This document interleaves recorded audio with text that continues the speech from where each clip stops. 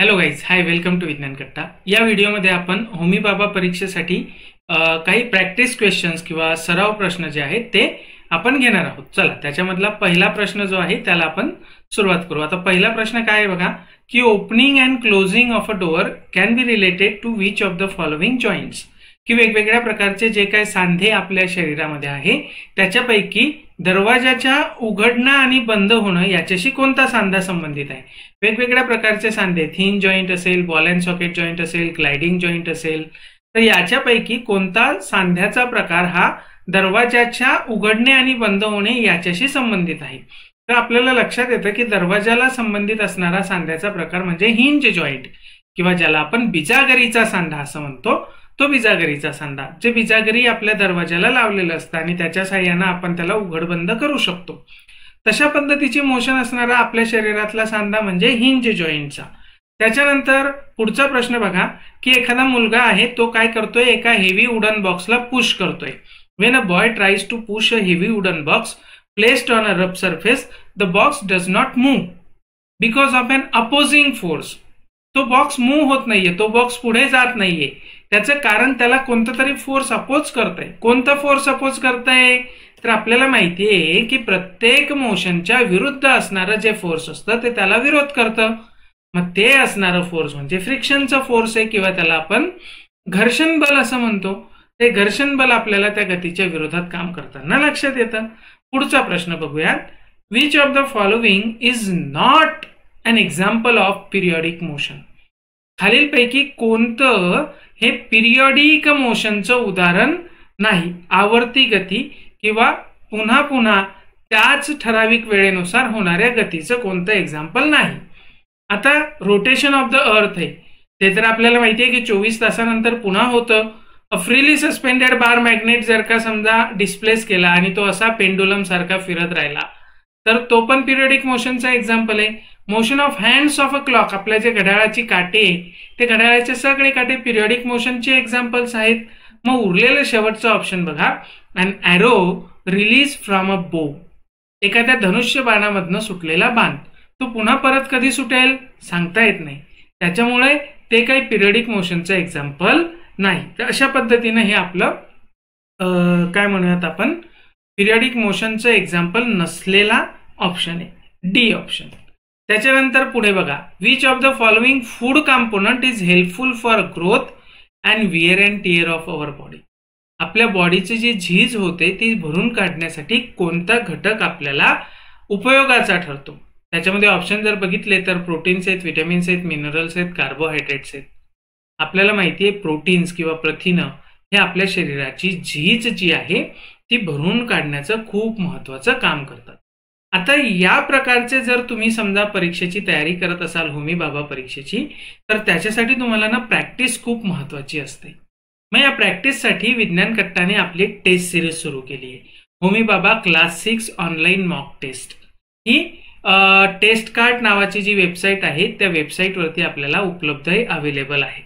आता बाकी मोठमोठ्या संस्थांकडनं ज्या वेगवेगळ्या प्रकारच्या ऑनलाईन परीक्षा होतात त्या प्रकारची आपली ही ऑनलाईन टेस्ट आहे. अगदी त्याच स्वरूपामध्ये तुम्हाला याच्यामध्ये क्वेश्चन्स उपलब्ध होतील, अवेलेबल होतील. प्रत्येक पाठावरती टेस्ट असेल, त्याचबरोबर काही कॉम्प्रिहेन्सिव्ह म्हणजे संपूर्ण सिलेबसवरती आधारित टेस्ट तुम्हाला याच्यामध्ये दिसतील.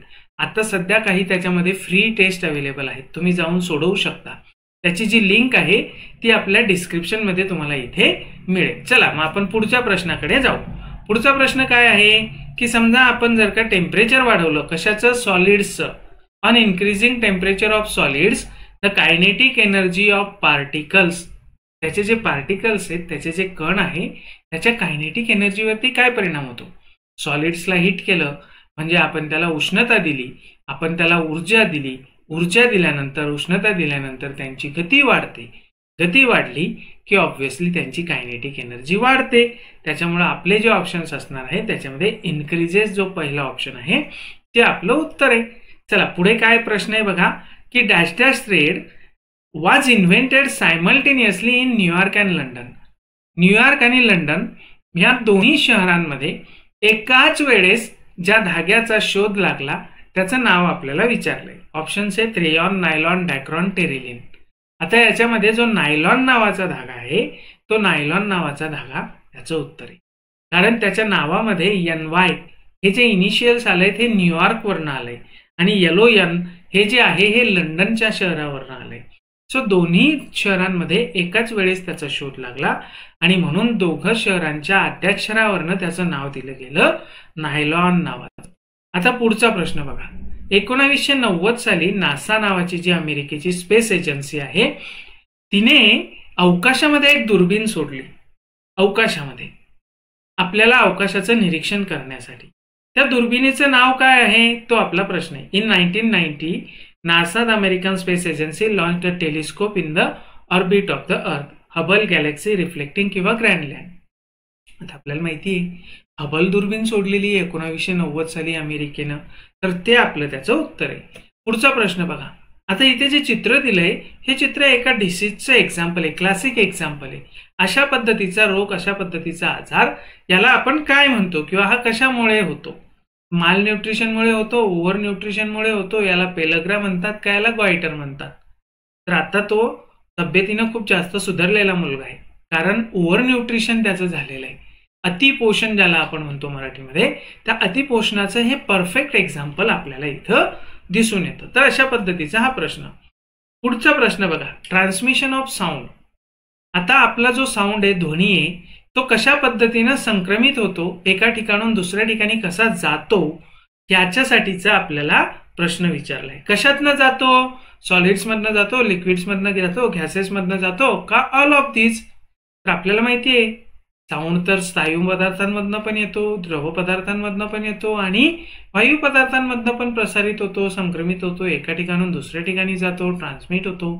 म्हणून याचं उत्तर ऑल ऑफ दीज असलं पाहिजे. पुढचा प्रश्न बघा. माळीण नावाचं जे गाव आहे त्या गावावरती प्रश्न आहे. पुणे जिल्ह्यामधलं माळीण नावाचं गाव डिस्ट्रॉय झालं, बेचिराग झालं. का बेचिराग झालं त्यावरती प्रश्न आहे. त्याच्यासाठी ऑप्शन्स आहेत बघा. लँडस्लाइड, अर्थक्वेक, फ्लड किंवा स्टॉर्म. आता माळीण नावाचं व्हिलेज जे आहे ते लँडस्लाइडने किंवा दरड कोसळण्यामुळे ते अक्षरशः बेचिराग झालं होतं. तर त्याचं उत्तर लँडस्लाइड किंवा दरड कोसळणे असं आहे. आता जर का तुम्हाला हा व्हिडिओ आवडला असेल तर याला लाईक करा, शेअर करा आणि आपल्या चॅनलला सबस्क्राईब करा. धन्यवाद.